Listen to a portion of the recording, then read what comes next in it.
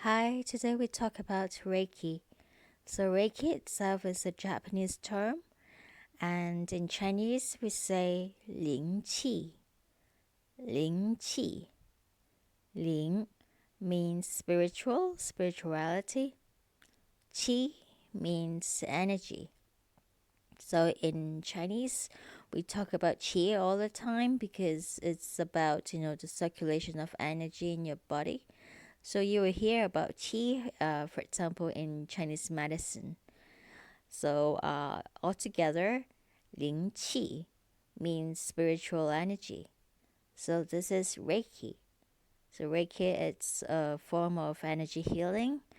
It's about the transfer of energy from the practitioner's hands to the body of the patient.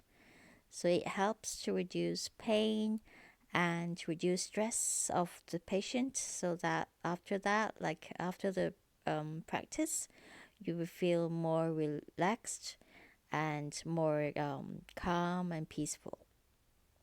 All right, so this is Reiki, 灵气, 灵气.